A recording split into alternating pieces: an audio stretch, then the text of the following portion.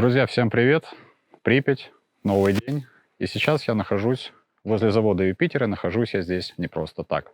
Дело в том, что я задумал такой весьма интересный проект.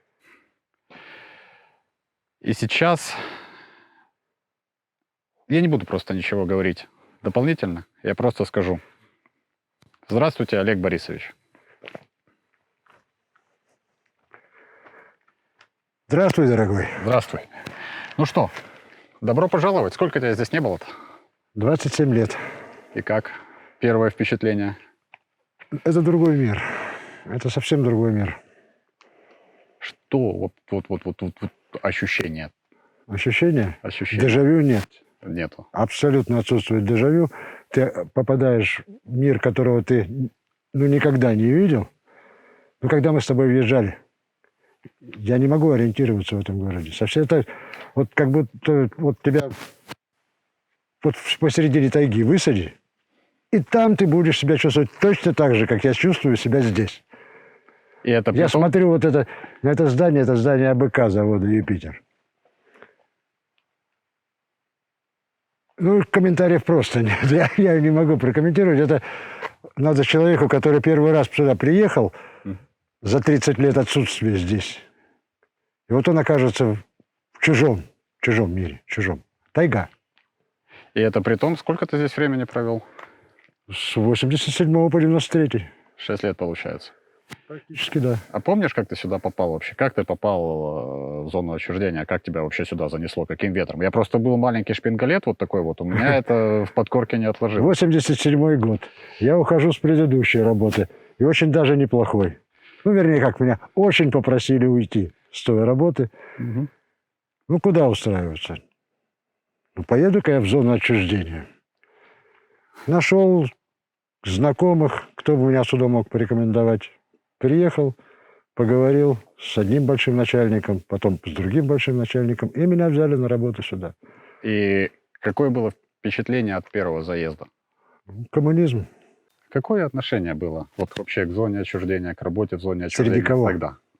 Среди окружающих. Вот, например, я к чему спрашиваю? Вот сейчас люди, да, мое окружение, когда узнают, что я пошел работать в Чернобыль, отношение, мягко говоря, неоднозначное. То есть кто-то, там радиация, все пропало, а зачем ты туда едешь? Кто-то, вау, классно, интересно. Ну, абсолютно такое же было отношение. Чокнулся, ты что, с ума сошел? Оно тебе надо? Куда? Что ты там сдохнешь через полгода? Да, вот у меня знакомый умирал, моей знакомый, тот вообще облысел. Там, а у некоторых всякие проблемы с очень важными проблемами. Я понял.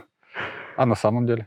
А на самом деле никаких особых проблем нет. Среди моих друзей, знакомых, практически никто не умер по диагнозам.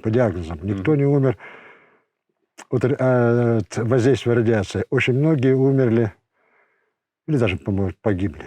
После того, как зона закончилась, чувство необходимости в тебе, особенно среди мужчин, необходимости в тебе пропало, и многие просто ушли в запой, не нашли себя после зоны.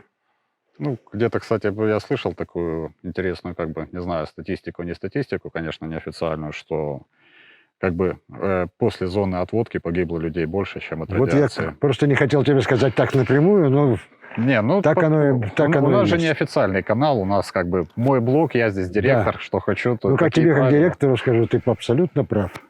Очень много людей просто сгорели. Завод «Юпитер». Место работы моего родителя с 87 по 93 год. Бывший завод «Юпитер». Кстати, тут вопрос. А чем, собственно, занимался завод «Юпитер»? Как до аварии, так и после? Ну, до аварии это был филиал завода «Маяк», киевского завода «Маяк». Что он делал? Это могли бы лучше сказать те, кто на нем работал. Ну, насколько я так проинформирован, основное производство, официальное основное производство — лентопрокаточные механизмы, протяжные механизмы. Ну, я так понимаю, что с очень большой долей вероятности официальная версия реальная. Ну, процентов на 10, наверное. Я понял. Ну, здесь были большие механические цеха, завод был очень оснащен. Механические цеха огромные, химцех, сборочные цеха. Ну, вот когда мы заняли это здание, здесь еще находили массу изделий, содержащих золото и серебро. Платы, всякая остальная трухомудия. А чуть-чуть подробнее, что значит заняли? То есть вы как после аварии были наделены полномочиями прийти, сесть и начать тут Зачем? работать? Была администрация зоны, так называемая, то, что была госкомиссия. Это здание было выделено специализированному предприятию «Комплекс», которое занималось дезактивацией зоны. Ему принадлежали все могильники. Ну, такие знаменитые, как Буряковка. Вот, самая знаменитая такая. И про нее все знают. Кстати, про Буряковку. Над зданием столовой, вот там, которое вот здесь просто не видно его отсюда, слава КПСС. Металлические буквы такие красивые. Ну, просто, заглядение. Задача славу КПСС снести и отвезти на Буряковку. Точно так же в отчете пишет исполнитель работ. Слава КПСС снесена и отвезена на Буряковку. Ну, здесь надо немножко пояснить, что в 87-м, Восьмом году означала фраза «Слава КПСС». Ну, то, что она и сейчас означает. Слава Коммунистической партии Советского Союза.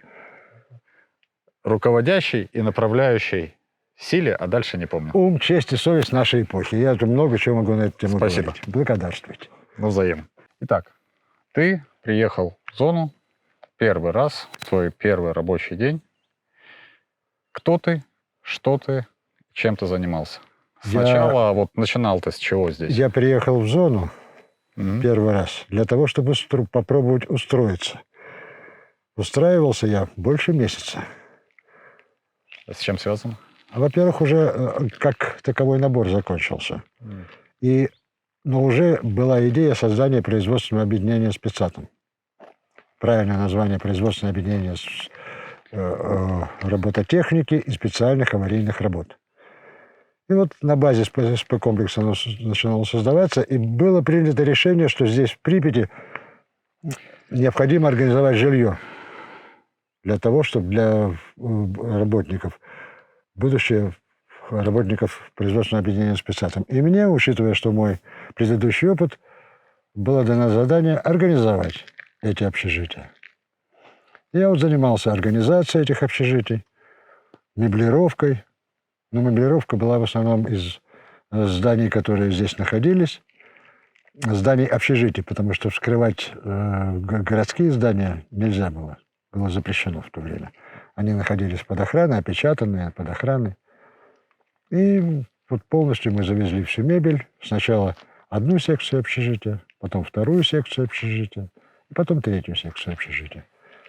Для того, чтобы проживать в этом общежитии, необходимо было каждый квартал получать разрешение так называемого третьего главного управления Минздрава СССР, которое занималось всем медицинским обеспечением Средмаша и атомной энергетики. Ну, Минсредмаш, мы же понимаем, что в Советском Союзе это Да, крыло за этим названием. Это то, что мы понимаем под этим названием. Окей. Общежитие ты построил, заселил. Дальше. Ты же не все 6 лет общежитие строил? Нет. Я в 1988 году по разным производственным причинам с большим удовольствием перешел в цех дезактивации. И стал работать мастером цеха дезактивации. Это как? А это так. Все, что грязное, то мы собираем и вывозим на Буряковку. Вообще все. То есть, а где тогда дезактивация? А дезактивация заканчивается на моменте снятия радиоактивного грунта или уборки радиоактивных отходов разного типа. Упаковывается в специальный автомобиль и вывозится. Припять же тоже дезактивировалась вся. В Припяти был снят весь грунт.